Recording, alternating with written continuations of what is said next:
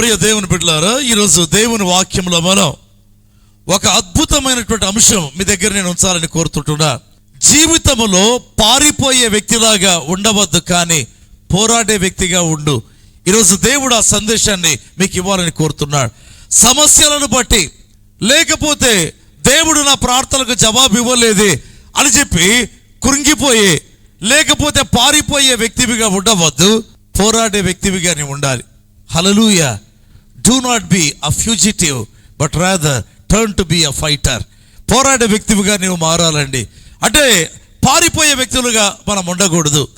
అంటే దేవుడు పారిపోయే స్వభావం ఉండేటువంటి వారిని పట్టుకొని పోరాడేటువంటి వ్యక్తులుగా చేయడం ప్రారంభిస్తాడు. సో ఎవరైతే ఈ దినపు సందేశంలో ఒకవేళ తమ సమస్యల ద్వారా కృంగిపోయి ఉన్నారు, పారిపోతున్నారు, ఇక విడిచిపెట్టి ఈ యుద్ధరంగమే నాకొద్దు, better I am in some other field అని చెప్పి అనుకుంటున్నారేమో, వారితో దేవుడు ప్రత్యేకంగా మాట్లాడాలని కోరుతున్నాడు. సమూయేలు మొదటి గ్రంథం 30వ అధ్యాయం 6వ వచనాన్ని మనం చదువుకుందాం. సమూయేలు మొదటి గ్రంథం 30వ అధ్యాయం 6వ వచనం. దావీదు మిక్కిలి దుఃఖపడెను, మరియు తమ తమ కుమారులను బట్టియు కుమార్తెలను బట్టియు జనులందరికీ ప్రాణము విసికినందున రాళ్ళు రువి దావీదును చంపుదము రండని వారు చెప్పుకొనగా, దావీదు తన దేవుడైన యెహోవాను బట్టి ధైర్యము తెచ్చుకొనెను. చూడండి, ఈ భాగంలో దావీదు యొక్క జీవితంలో, దావీదు యొక్క కుటుంబంలో అత్యంత భయంకరమైన, భయానకమైన, లేకపోతే అంటే దావీదు యొక్క జీవితంలో అంత వర్స్ట్ సిచ్యువేషన్ ఎప్పుడూ లేదండి. ఎందుకంటే అతని భార్యలు, రెండవదిగా అతని కుమారులు, మూడవదిగా అతని కుమార్తెలు, నాలుగవదిగా అతనికి ఉండే ఆస్తి మొత్తం అమాలేకీయులు తీసుకొని వెళ్ళిపోయినారు. ఈ విధంగా బాధపడుతుంటే తన దగ్గర ఉండేటువంటి 600 మంది యొక్క భార్యలను కూడా, వారి యొక్క పిల్లలను కూడా శత్రువులు ఎత్తుకెళ్ళినారు. వారి యొక్క గొర్రెలను గొడ్లను కూడా తీసుకెళ్ళినారు. అది సాలదన్నట్లుగా ఈ 600 మంది దావీదును చంపాలనుకున్నారు. ఎందుకంటే నిన్ను బట్టి మాకు ఇంత కీడు కలిగింది అని. అంత భయంకరమైన డిస్ట్రెస్లో ప్రభువుల వాళ్ళ బైబిల్ చెప్తుంది కదా, దావీదు తన దేవుడైన యెహోవాను బట్టి ధైర్యము తెచ్చుకొనెను అని వ్రాయబడింది. అది ధైర్యము తెచ్చుకునే పరిస్థితి ప్రేమైన వాళ్ళారా. ఆ భార్యలను శత్రువులు తీసుకెళ్ళినారు. ఏ శత్రువు తీసుకెళ్ళింది తెలియదు, ఏ దేశస్థులు తెలియదు, ఏ ప్రక్కపోతే దొరుకుతారో తెలియదు, బ్రతికి ఉన్నారా చంపినారా తెలియదు, తమ భార్యలుగా తన భార్యలను చేసుకున్నారా తెలియదు. ఇటువంటి పరిస్థితుల్లో అసలు ఎక్కడ ఉంది నిరీక్షణ? ఎక్కడ ఉంది నిరీక్షణ? అంటే ఏ ప్రక్క చూచినా కూడా నిరీక్షణ లేదు, ఏ ప్రక్క చూచినా కూడా నిరాశే. అటువంటి టైంలో బైబిల్ చెప్తుంది, దావీదు తన దేవుడైన యెహోవాను బట్టి ధైర్యము తెచ్చుకొనాడు. ప్రభువుల వాళ్ళారా, you know the reason why. కారణం చెప్పాలంటే దావీదు ఆత్మచేత నింపబడిన వాడండి. ఎవరైతే ఆత్మ ద్వారా ఆత్మచేత నింపబడతారో, ఎవరైతే ఆత్మ ద్వారా నడిపించబడతారో, వారి జీవితంలో దేవుని యొక్క ఆత్మ అకస్మాత్తుగా వాళ్ళలో ఒక టర్నింగ్ పాయింట్ అనేటువంటిది తీసుకురావడం ప్రారంభిస్తాడు. అంటే మిగిలిన 600 మంది కృంగిపోయి అంటే దావీదును చంపాలి అనుకుంటే ఆ టైంలో దావీదు పారిపోలే, చంపుతారు కదా అని. అయితే అక్కడే ఉన్నాడు. తన దేవుడైన యెహోవాను బట్టి అతడు ధైర్యము తెచ్చుకున్నాడు. ఈరోజు దేవుడు మనతో మాట్లాడుతున్నాడు. నీ జీవితంలో దేవుడు ఒక సందేశం ఇవ్వాలని కోరుతున్నాడు. దేవుడైనటువంటి నీ ప్రభువును బట్టి, యేసుక్రీస్తును బట్టి నువ్వు ధైర్యము తెచ్చుకునే వ్యక్తివిగా ఉండాలి. హల్లెలూయా. ధైర్యము తెచ్చుకోవాలి. What ever the situation is. బైబిల్లో గమనిస్తే మొదటి సమూయేలు 30వ అధ్యాయం 3వ వచనాన్ని మనం చూద్దాం. సమూయేలు మొదటి గ్రంథం 30వ అధ్యాయం 3వ వచనం. దావీదును అతని జనులను పట్టణమునకు వచ్చి అది కాల్చబడుటయు తమ భార్యలను కుమారులను కుమార్తెలను చెరులోనికి కొనిపోబడి ఉండేటయు చూచి. చాలు, చూడండి, వారు ఏదో దోపిడీ చేసి తీసుకొని వద్దామని వెళితే ఇక్కడ భార్యలే దోపిడీ అయిపోయినారు. అంటే ప్రభువుల వాళ్ళారా, నేను అప్పుడప్పుడు చెప్తుంటా, ఆత్మచేత నింపబడిన జీవితాల్లో మామూలు సమస్యలు రావండి. ఎందుకంటే అబ్రహాము జీవితంలో చూస్తే అతని భార్యను ఒకసారి కంటే ఎక్కువ తీసుకెళ్లారు, ఒక భార్య. అయితే దావీదు యొక్క జీవితంలో చూస్తే అతని ఒక భార్య కాదు, అక్కడ ఎంతమంది భార్యలు ఉన్నారో అందరినీ తీసుకెళ్ళినారు. అంటే నేను చెప్తున్నానంటే అభిషేకము ఎక్కువయ్యే కొద్దీ పోరాటాలు ఎక్కువైతాయి. అభిషేకం ఎక్కువయ్యే కొద్దీ పెద్ద పెద్ద సమస్యలు వస్తాయి. ఎందుకంటే ఆ అభిషేకంలోనే ఆ సమస్యలను జయించేదానికి వీలు కలుగుతాయి. బైబిల్లో 1 సమూయేలు 30వ అధ్యాయం 4వ వచనాన్ని మనం చూద్దాం. ఇక ఏడ్చుటకు శక్తి లేక పోవునంత బిగ్గరగా ఏడ్చిరి. చాలు. ఏమని రాయబడింది? 600 మంది ప్లస్ ఒకరు దావీదు, 601 మంది ఏడుస్తా ఉన్నారు. ఇప్పుడైతే ఒక ఇంటిలో ఏదైనా సమస్య వచ్చింది అంటే సరళ ఏదో టీవీ ఆన్ చేద్దామని చూస్తే ఒక దైవ సేవకుడు ఒక ఆదరణకరమైన సందేశం ఇస్తూ ఉండవచ్చు. లేదా ఒక వ్యక్తి బాగా కృంగినప్పుడు ఇదిగో దేవుని వాక్యం అలా తెరిచినప్పుడు దేవుడి యొక్క వాక్యం వారికి రావచ్చు. రండం అనుకుందాం. లేకపోతే ప్రియమైన వాళ్ళారా, ఒకవేళ మన పరిచయంలో ఎవరైనా ప్రాబ్లంలో ఉంటే కృపా పరిచయలకు వచ్చి ఇదిగో దైవ సేవకుని దగ్గరికి వద్దాం. అప్పుడు దైవ సేవకుడు ఆదరణకరమైన మాటలు చెప్పవచ్చు. అయితే అక్కడ ఒక సిచ్యువేషన్ ఉంది సిక్లకు దగ్గర. ఏంటి ఆ సిచ్యువేషన్ అంటే, అందరూ ఏడ్చే వాళ్ళే, ఆదరించేవారు ఒకరు లేరు. అందరూ ఏడ్చే వాళ్ళే, ధైర్యం చెప్పేవాళ్ళు ఒకరు లేరు. అందరూ చచ్చిపోదామనుకునే వాళ్ళే, బతుకుతామని నిరీక్షణ కలిగిన వారు ఒకరు లేరు. అందరూ కలిసి దావీదును చంపుదామనుకునే వారే, అయితే బ్రతుకుతామని నిరీక్షణ ఏమాత్రము లేనటువంటి పరిస్థితి అండి. అయితే ఆత్మచేత నింపబడిన వారి జీవితాల్లో స్టిల్ దెర్ ఇస్ హోప్ అండి. ఎప్పటికీ ప్రియమైన వాళ్ళారా, ఎంత సిచ్యువేషన్ అయినా కూడా నిరీక్షణ అనేటువంటిది ఒకటి ఉంటుందండి. యోబు జీవితంలో మనం గమనిస్తే కుమారులను కుమార్తెలను పోగొట్టుకున్నాడు. చివరికి సాటి అయిన సహాయముగా ఉండవలసిన భార్య, యోబు యొక్క భార్య, ఆమె వచ్చి బాంబు పేల్చేసింది. ఇంకెందుకు దేవుణ్ణి దూషించి మరణముగా మానింది. ఎక్కడ యోబుకు ఆదరణ, ఎక్కడ యోబుకు ధైర్యం ఉంది? ప్రియమైన వాళ్ళారా, ఎక్కడ యోబుకు నిరీక్షణ ఉంది? కనీసము భార్య వచ్చి భయపడవద్దు, you are a spirit filled person, something is going to happen అని చెప్పేవారు ఎవరైనా ఉన్నారా? అటుప్రక్క చూస్తే స్నేహితులు అలాంటి వారే, ఇటుప్రక్క చూస్తే భార్య అదే విధంగా ఉంది. అయితే యోబు అంటాడు, నా విమోచకుడు సజీవుడని నాకు తెలుసు అన్నాడు. హల్లెలూయా. ఎందుకంటే అతని గుండెలో ఉండే అభిషేకం, అతని లోపల ఉండే ఆత్మ అతనికి నేర్పిస్తున్నాడు ఆ శ్రమలలో పాఠాలు. ఏంటి? నా విమోచకుడు సజీవుడు. ఒక దినం నా ఎముకలు కృషించిన, నా చర్మము చీకిపోయిన నా విమోచకుడైన దేవుని నేను చూస్తానన్నాడు. ప్రియమైన వాళ్ళారా, that's the hope that Holy Spirit gives to an individual. సమూయేలు 1వ గ్రంథం 30వ అధ్యాయం 6వ వచనం చదువుకుందాం. 1 సమూయేలు 30:6. దావీదు మిక్కిలి దుఃఖపడెను మరియు తమ తమ కుమారులను బట్టియు కుమార్తెలను బట్టియు జనులందరికీ ప్రాణము విసిగినందున రాళ్ళు రువి దావీదును చంపుదము రెండని వారు చెప్పుకొనగా. చూడండి, ఈ యొక్క 600 మందికి ఏమైందంట? బైబిల్లో ఒక మాట రాయబడింది, ప్రాణము విసిగిపోయిందంట. ఎంత పెద్ద సమస్య వచ్చిందండి? ప్రాణము విసిగే అంత సమస్య వచ్చింది. ప్రియమైన వాళ్ళారా, కడుపు నొప్పి, కాలు నొప్పి అయితే పెద్ద ప్రాబ్లం లేదు. అయితే వాళ్ళు ఫేస్ చేసినటువంటి ప్రాబ్లం ఏది? అప్పులు కట్టకుండా పారిపోయి ఇక్కడికి వస్తే, అప్పులు తప్పించుకున్నాం అనుకుంటే కుటుంబ వ్యవస్థనే ఏమైపోయింది? దెబ్బతినిపోయింది. అటువంటి టైంలో బైబిల్ చెప్తుంది కదా, వారి ప్రాణములు విసిగిపోయినాయి. చెప్పాలంటే ఆత్మీయ యాత్రలో అలసిపోయారు. దేవుని ప్రియబిడ్డలారా, ఆయా సందర్భాల్లో దేవుని బిడ్డల జీవితాలు ఏ విధంగా ఉంటాయంటే, ప్రభువా ఇంకెంతకాలమే ప్రార్థన, ఇంకెంతకాలమే పోరాటం, ఐఎమ్ టైర్డ్, నేను అలసిపోయాను ప్రభువా, నేను అలసిపోయా, ఇకను నేను పోరాడలేను అని చెప్పేటువంటి వారు ఎందరో. ప్రియమైన వాళ్ళారా, ఎందరో. అయితే ఈరోజు సందేశం ఏంటంటే, నీ జీవితంలో సమస్యలను బట్టి పోరాడే వ్యక్తి పారిపోయే వ్యక్తిగా ఉండవద్దు. పారిపోయే ప్రతి వ్యక్తి పోరాడే వ్యక్తిగా మారాలి. హల్లెలూయా. బైబిల్లో చూస్తే ఎవరు ఈ 600 మంది? 1 సమూయేలు 22వ అధ్యాయం 2వ వచనాన్ని మనం చదువుకుందాం. 1 సమూయేలు 22:2. మరియు ఇబ్బంది గల వారందరూ, అప్పులు చేసుకున్న వారందరూ, అసమాధానముగా నుండి వారందరూ అతని యొద్ద కూడుకొనగా అతడు వారికి అధిపతి ఆయను. ఈ 600 మంది ఎవరంట? ఒకవేళ యూదా పట్టణాలలో లేకపోతే యూదా గ్రామాలలో ఉండేటువంటి వారు. వాళ్ళు ఏం చేశారు? అప్పులు చేసి, అప్పులు కట్టలేక, అప్పులు ఎగరగొట్టే చంపేస్తారు, లేకపోతే తంతారు, లేకపోతే బానిసలుగా చేసుకుంటారు. కాబట్టి బానిసలుగా ఉండడం ఇష్టం లేదు, అప్పులు కట్టే సామర్థ్యం లేదు, ఆ సమస్యను ఛేదించే సామర్థ్యం లేదు. కాబట్టి పారిపోయి ఎక్కడికి వచ్చారు? అడవులలోకి వచ్చారు. ఎక్కడికి వచ్చారు? అడవులలోకి వచ్చారు. ఒకవేళ మనం అడుగుదాం, ఎందుకు మీరు ఫ్యూజిటివ్స్గా మారిపోయారు, పారిపోయేటువంటి వ్యక్తులుగా మారిపోయారు? వాళ్ళంటారు, we are unable to fight the battle. యుద్ధంలో మేము పోరాడలేకుండా ఉంటున్నాం, అందుకే విడిచిపెట్టి ఆ యొక్క యుద్ధ రంగాన్ని మేము పారిపోయి వచ్చాము అని చెప్తారు. 600 మందికి అదే స్టోరీ ఉందండి. 600 మంది యొక్క పరిస్థితి ఎవరు? పోరాడలేక పారిపోయినటువంటి వాళ్ళు. ఎక్కడున్నారు?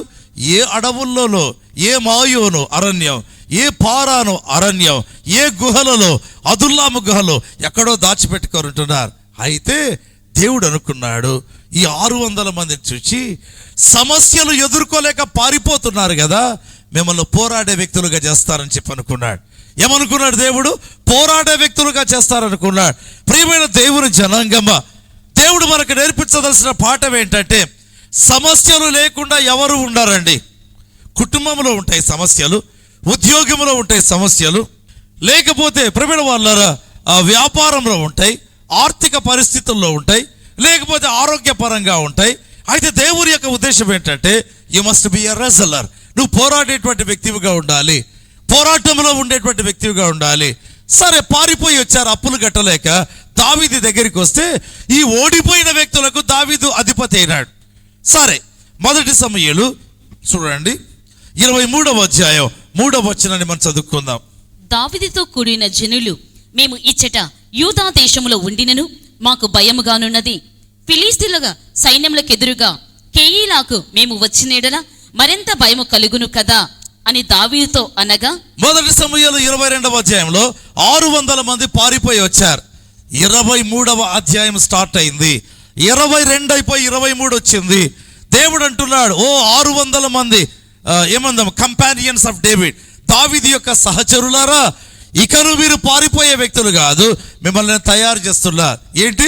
రెజ్లర్స్గా, పోరాడేటువంటి వ్యక్తులుగా తయారు చేస్తున్నా. 23వ అధ్యాయం వచ్చింది. 23వ అధ్యాయంలో ఫిలిష్తీయులు వచ్చి కెయీలా అనేటువంటి పట్టణం మీద దాడి చేసి దాన్ని పట్టుకున్నారండి. అప్పుడు దావీదు దేవునికి ప్రార్థన చేసి, దేవా, ఫిలిష్తీయులు వచ్చారు, నేను వెళ్ళి పోరాడమంటావా? దేవుడు అన్నాడు, దావీదు నీ వెళ్ళి పోరాడు, జయిస్తావన్నాడు. ప్రియమైన వాళ్ళారా, దావీదు వెళ్ళి ఈ 600 మందిని పిలిచాడు. చూడండి, మనం యుద్ధానికి వెళ్ళబోతున్నాం. యుద్ధమా? ఈ 600 మందికి భయం స్టార్ట్ అయింది. యుద్ధము చేయలేక కదా మేము పారిపోయి వచ్చింది, సమస్యలు ఛేదించలేక కదా మేము పారిపోయి వచ్చింది. ఇప్పుడు డైరెక్ట్గా ఫిలిష్తీయుల మీదకి యుద్ధానికి వెళ్ళమంటున్నావే, అది కూడా కెయీలా. ఆ కెయీలా ఎక్కడుంది? యూదా ప్రాంతంలో ఉంది కదా, అక్కడికి మేము వచ్చినామని తెలిస్తే బతకనిస్తారా మమ్మల్ని? కాబట్టి మేము యుద్ధం చేయం. దేవుడు ఏం చేస్తున్నాడు? ప్రిపేర్ చేస్తా ఉన్నాడు. ప్రియమైన వాళ్ళారా, దేవుడు ఓర్పు కలిగిన పరలోకపు కుమ్మరి అండి. మనలాగా దేవుడు విసుక్కునేవాడు కాదు, మనలాగా దేవుడు హర్ట్ అయ్యేటువంటి వాడు కాదు.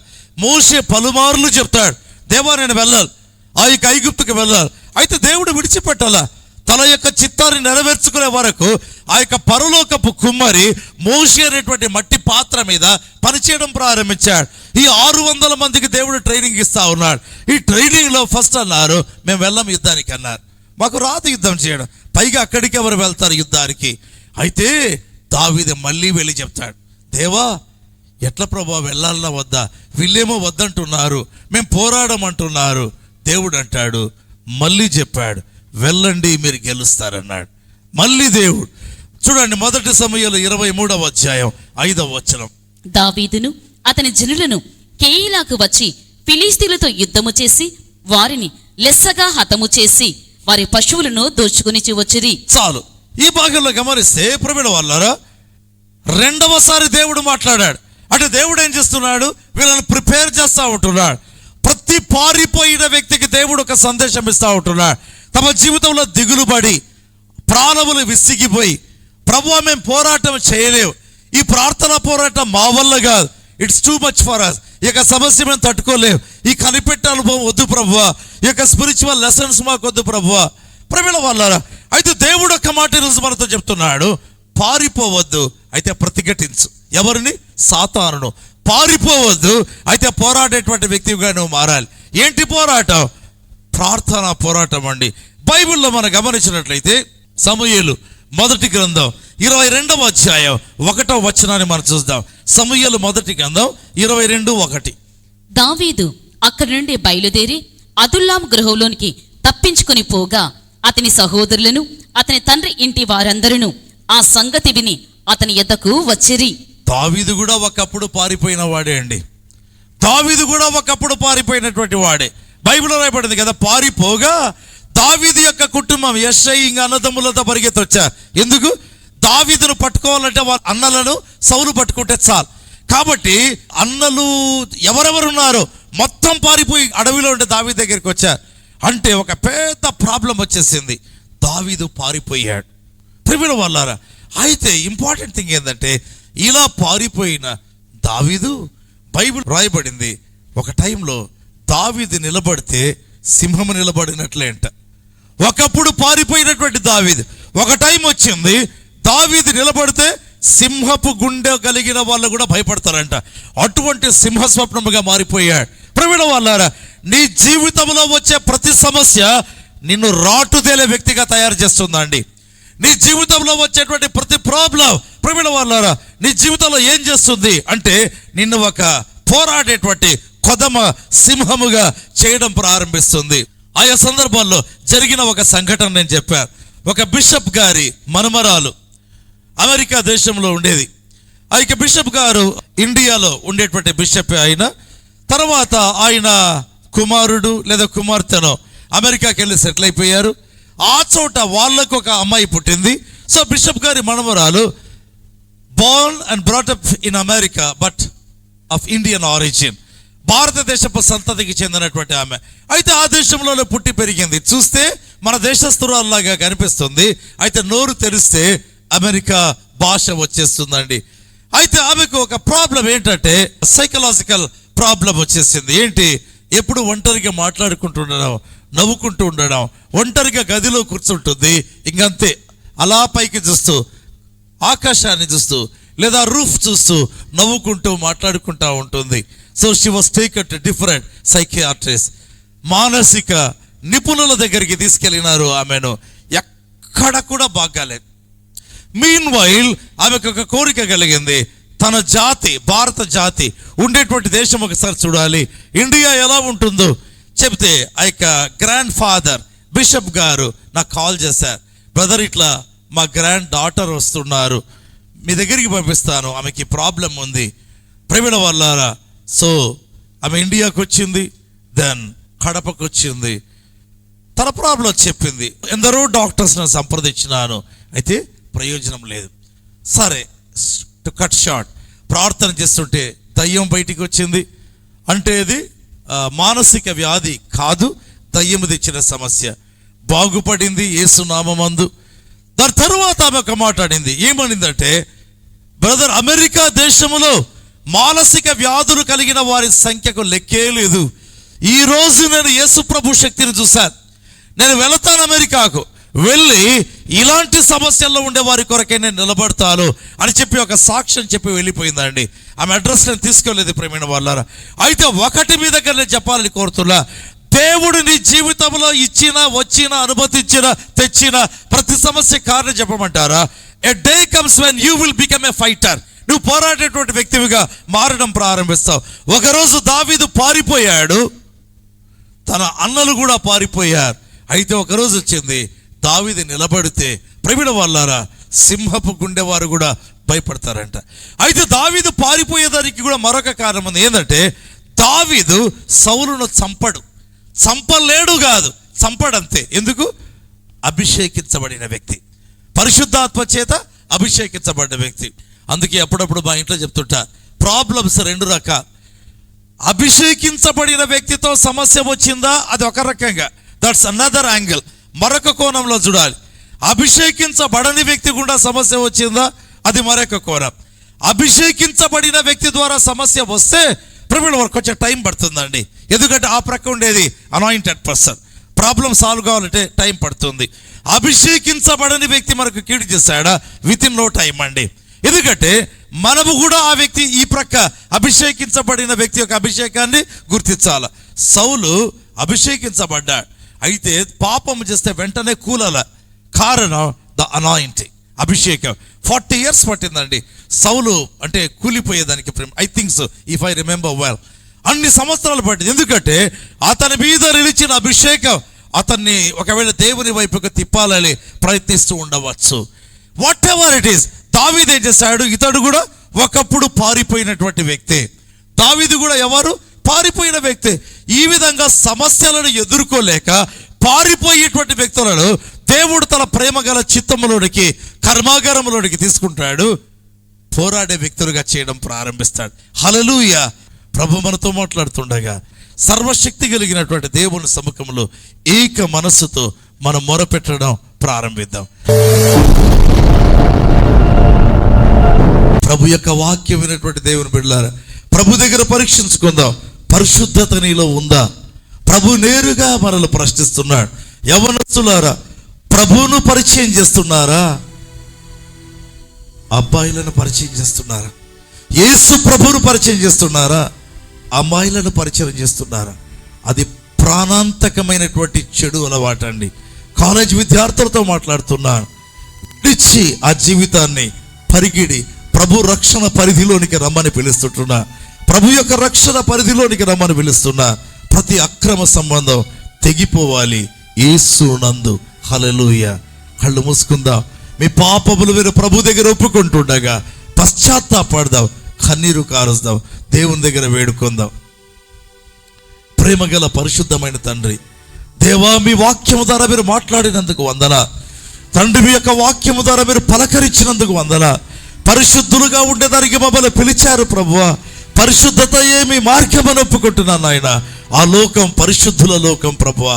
ఇదిగో తండ్రి, వాక్యం విన్నటువంటి మీ బిడ్డల జీవితాలలో బలమైన పరిశుద్ధాత్మ కార్యం జరిగించండి. శక్తి గల పరిశుద్ధాత్మ కార్యం జరిగించండి. రక్షణ కార్యం జరిగించండి.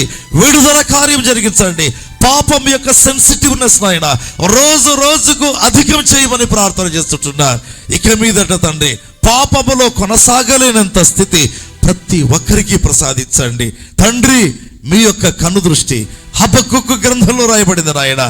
దుష్టత్వం చూడలేనంత నిష్కళంకమైంది ప్రభువా. అటువంటి చూపు మాకు కావాలి ప్రభువా. మీలాంటి హృదయం మాకు కావాలి. మీ పోలిక మాకు కావాలి ప్రభువా. పరిశుద్ధులుగా తయారు చేయండి. మీకు మాత్రం స్తుతులు తెలుపుతూ యేసు నామమందు అడుగుతుంటున్నాము తండ్రి.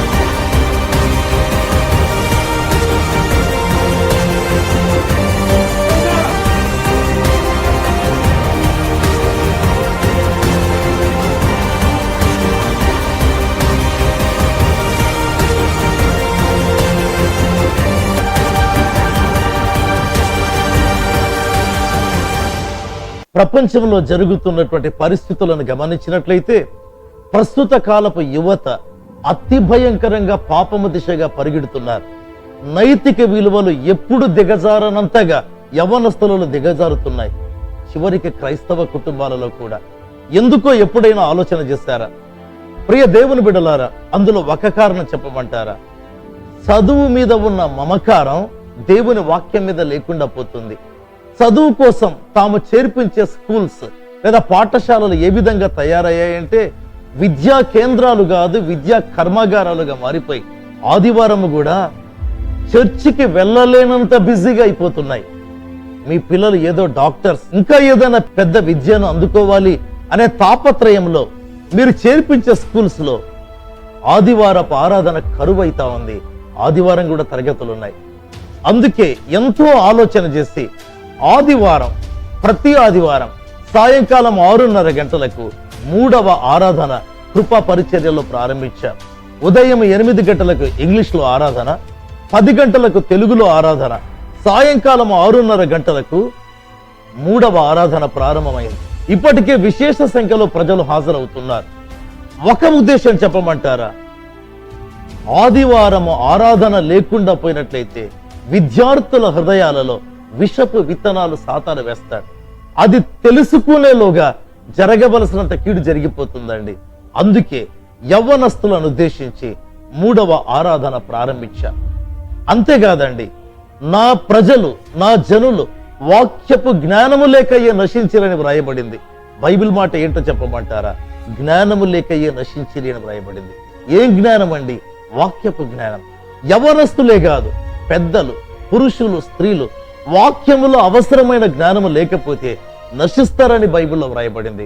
అందుకే ఈ 3వ ఆరాధన యవ్వనస్తుల కొరకు మాత్రమే కాదు, ప్రతి ఒక్కరికి, ఏ సంఘానికి చెందిన వారికైనా ఇంటర్ డినామినేషనల్ సర్వీస్ అండి. అంతఃసంఘ ఆరాధన. కేవలం ఏ సంఘానికి చెందిన వారైనా వారి సంఘాలకు వెళ్ళవచ్చు. అయితే సాయంకాలం 6:30కు లోతైన వాక్యపు సత్యాలు తెలుసుకున్నట్లుగా అన్ని సంఘాల వారు హాజరయ్యేందుకే 3వ ఆరాధన ప్రారంభించాం.